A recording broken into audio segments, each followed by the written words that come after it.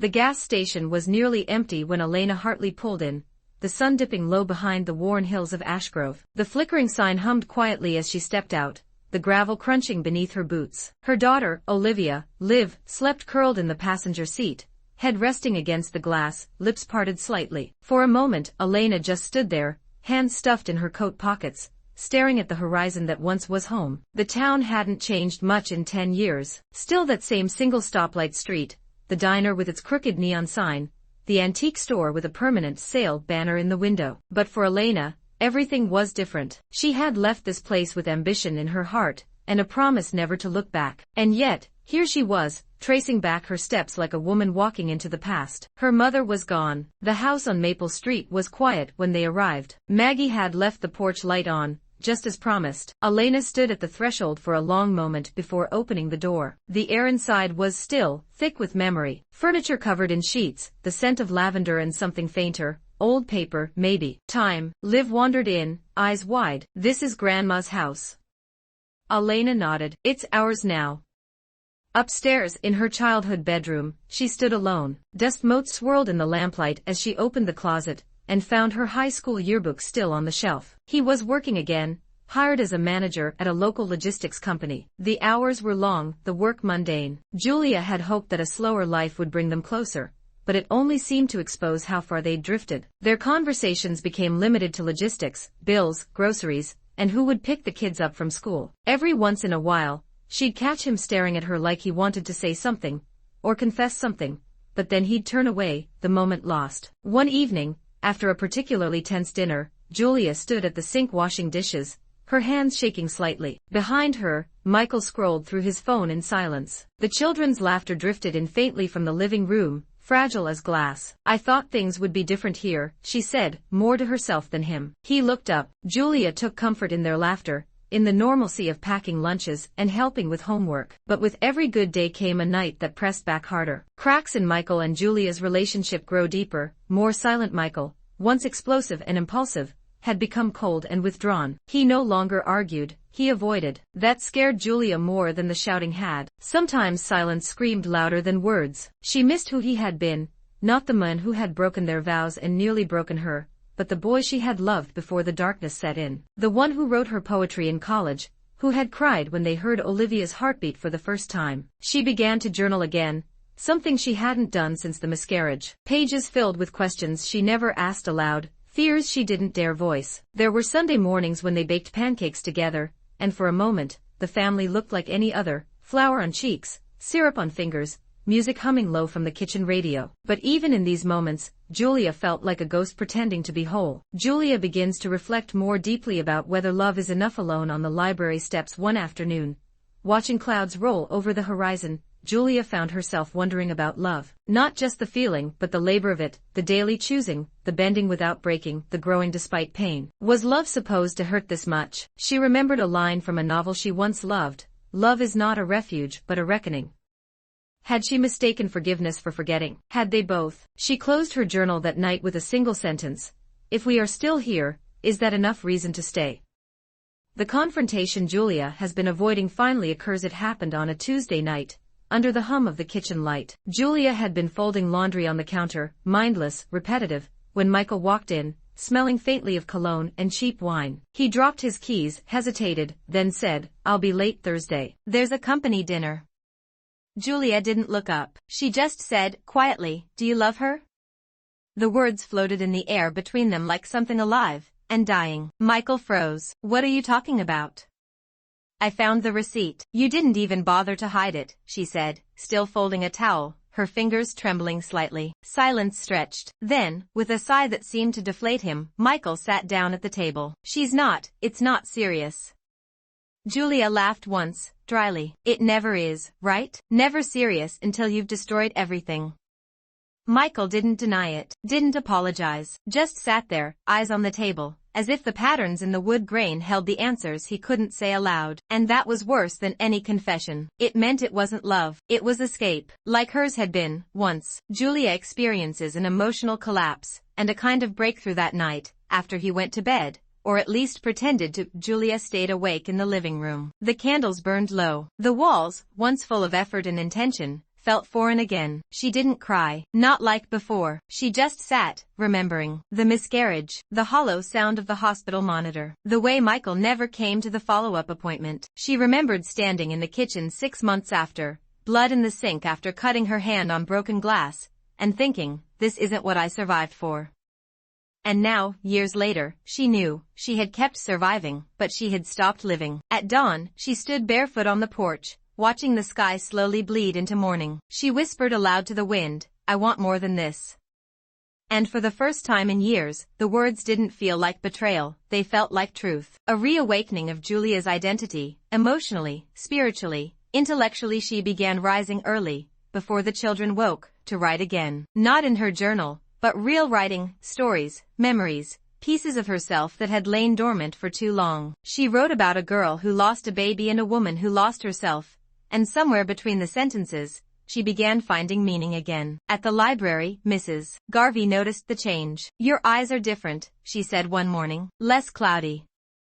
Julia smiled. I think I'm remembering who I was. She started reading poetry aloud during children's story time. She volunteered to help with the town's literary fair. And slowly, her world began to feel textured again, not just painted over. Spiritually, too, something opened. Not religion, necessarily, but a reconnection to something larger. On walks in the woods behind the house, she talked to God, or the universe, or just the quiet. Michael seemed lost, like a man who had climbed out of one hole only to find himself in another. He began showing up earlier, asking her about her writing. He even suggested they go to counseling. Too little, maybe, but not too late. Julia appreciated the effort, but effort wasn't everything. Not anymore. She reclaims her inner strength, piece by piece. There was a morning, cold and sharp, when she looked in the mirror and didn't flinch. The woman who stared back was not untouched by pain, but she wasn't broken either. Julia began taking care of herself, not out of vanity, but reverence. She walked more. She laughed more with Olivia and James. She painted again, something she hadn't done since her 20s. The colors surprised her. Bright, bold. She no longer whispered I'm fine through gritted teeth. She said, I'm tired, or I'm hurting, or I need time. And she let those around her, friends, even strangers, see her fully, without apology. The children, instinctive as they were, mirrored her change. James started drawing again, wild, sprawling creatures with hopeful eyes. Olivia wrote her first poem and read it to Julia under the covers by flashlight. They didn't know everything, but they knew enough. Enough to feel safe. Enough to see their mother not just as a protector, but as a person. Julia began sharing little moments of truth with them. How strong love must be to survive disappointment. How sadness doesn't mean failure, how being brave sometimes means walking away, and sometimes, staying to see if something can still bloom. They listened, they asked questions, they grew with her. Julia begins to tentatively explore the idea of life beyond her marriage. Julia didn't set out to fall out of love with Michael, but as she healed, she began to see the shape of her life, and the space she had once shrunk herself to fit into. She started imagining what it would feel like to live without bracing for silence, or side comments, or distant eyes. To wake up in a home where joy wasn't rationed. She wasn't looking for anyone, but she was no longer looking away either. At a community fundraiser for the town's library, she met Alex, a quiet, thoughtful professor who had recently moved to the area. He asked about her volunteer work, listened when she talked about writing. They didn't flirt. It wasn't that kind of moment. But when she laughed, really laughed, and saw his face soften, she felt something she hadn't in years seen. Later that night,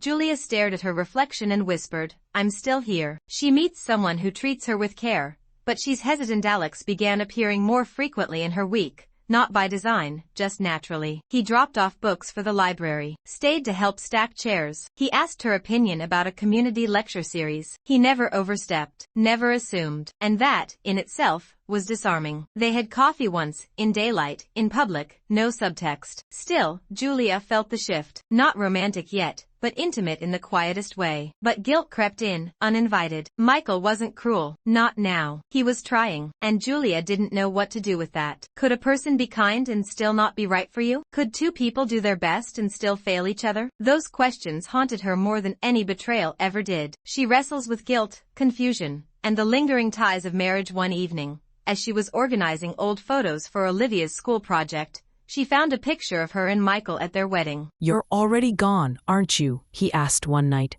She didn't answer right away. She wanted to. But how do you explain the slow erosion of something sacred?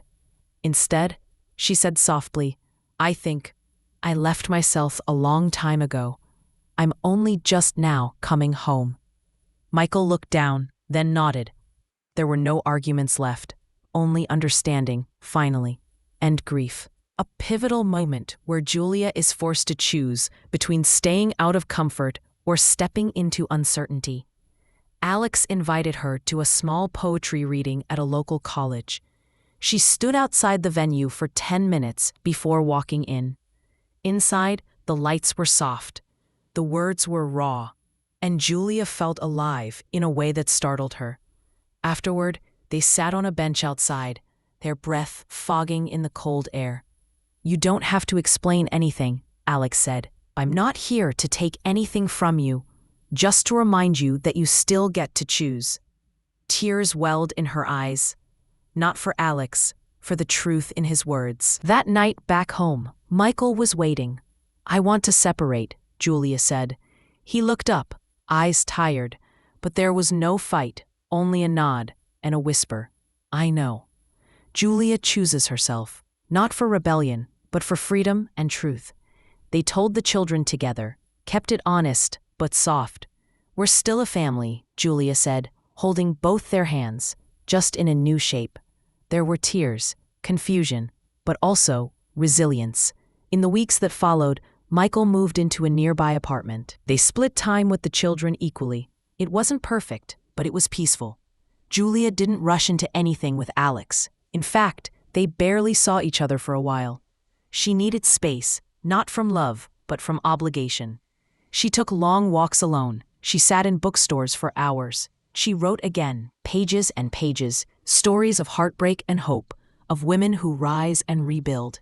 And somewhere along the way, the ache in her chest began to ease, not because the pain had vanished, but because she had made space for joy alongside it. Julia adjusts to life post-separation, peaceful but uncertain.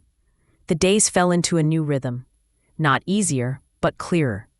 Julia no longer woke with dread, but neither did she leap from bed with joy. Healing, she learned, was quiet work. The silence of the house was different now. No longer tense, but tender. The kids adapted faster than she expected. Olivia began drawing again. Max asked if they could build a treehouse in the backyard, just the two of them. She still saw Michael, of course. They coordinated school pickups and birthdays. He was respectful, even kind, as though they both understood they were no longer enemies, just echoes of a shared past. Sometimes, when she watched him buckle Max into his car seat, or tie Olivia's soccer cleats, her chest would tighten. Not with regret, with a kind of grief for the version of themselves that never got to grow. She reconnects with her identity outside the roles she played.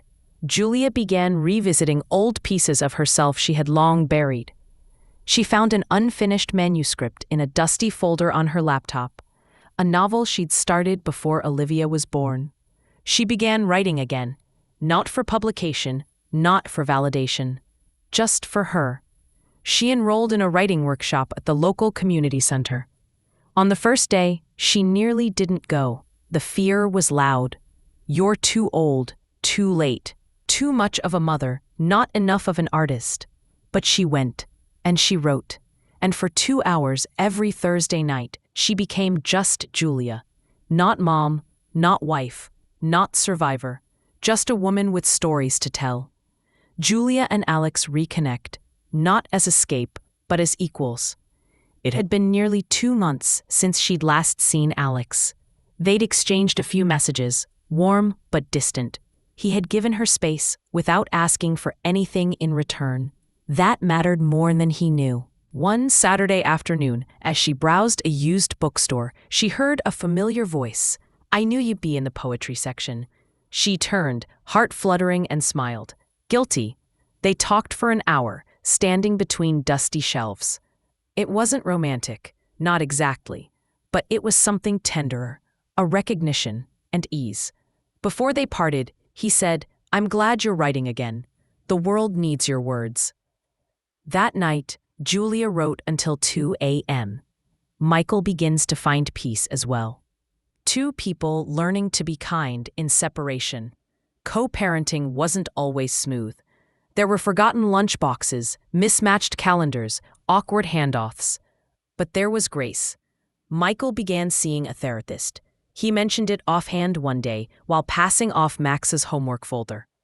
"I needed to figure out who I am without the noise," he said. Julia nodded. "I'm glad. They didn't become friends, not exactly. But they became something better than adversaries, fellow travelers." Walking parallel roads away from the wreckage, they talked about the kids, about their own childhoods, even about the early years before everything changed. There was laughter, sometimes, even forgiveness. And while it would never be romantic again, it no longer needed to be bitter. Julia begins to publish her work, not for fame, but for purpose. 6 months after the separation, Julia submitted a personal essay to a small online journal.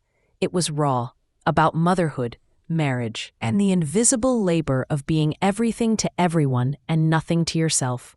She didn't expect it to be accepted, but it was. And when it was published, messages poured in. Women from across the country wrote, "This is my story. I thought I was the only one. Thank you for saying what I couldn't." Julia cried when she read them. Not out of pride, but relief, that her pain had not been pointless, that her truth could be someone else's meme. She embraces a life with room for joy, on her own terms. Spring came. The treehouse in the backyard was nearly done. Olivia painted wildflowers on the wooden beams.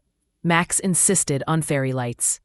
Julia stood beneath it one evening, watching her children laugh, and felt it, that unmistakable pull of hope. She was not healed, but she was healing.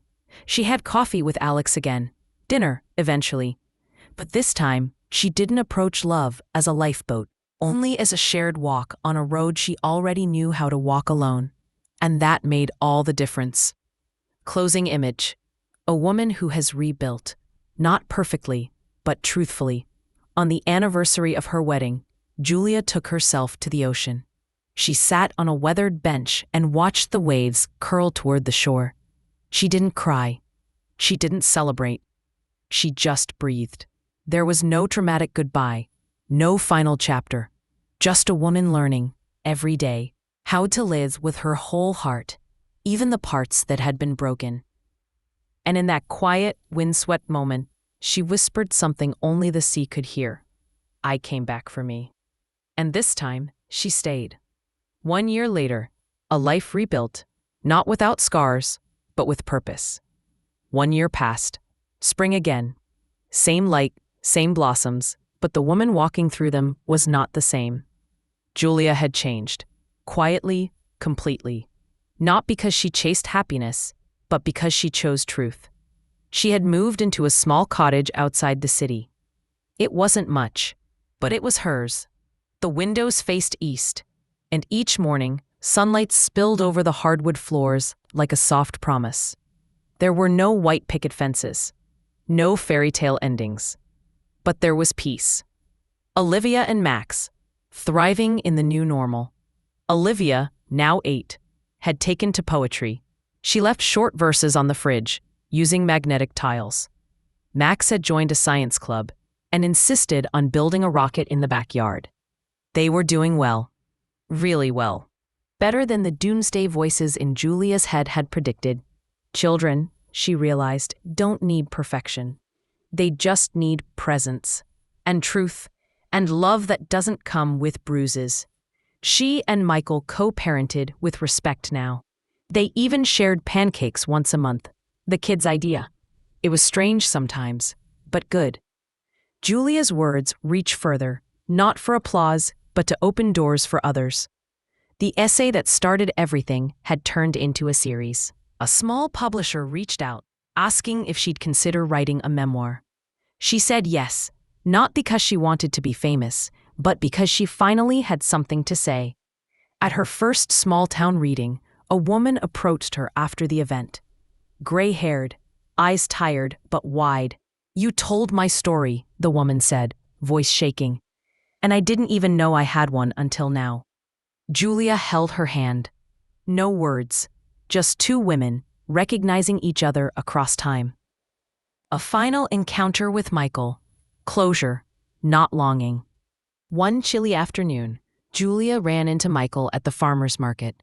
He looked different, softer. There was a warmth to his smile that hadn't been there before. They chatted about the kids, the dog he'd adopted, a promotion at his job. Before they parted, he said, "I read your latest piece about the first night you slept alone." Julia waited. He wasn't always good with emotions. He nodded slowly. "I was a storm. I didn't know it then, but I see it now. I'm sorry." She smiled. "I know. Me too. No bitterness. No illusion of going back. Just two people who had finally made peace with the ruin and with each other. Love redefined. A life fuller by standing alone first. Alex was still in her life, but different now.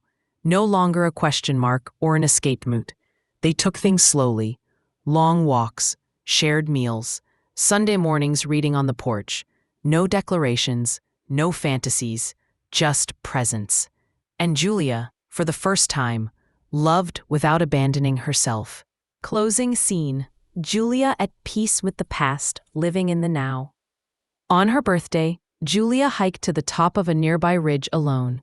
She stood there, wind lifting her hair, staring out over a world that had once felt too wide and too heavy. And now, it simply felt open. She took out a small notebook, opened to the first page, and wrote, "I am not the woman who survived the storm. I am the woman who became the sky after it passed." She closed the book, breathed deeply, and smiled. Not because life was perfect, but because it was hers, and she had come full circle. This audio is made with Audio Toolkit for Windows Store, downloaded for free now.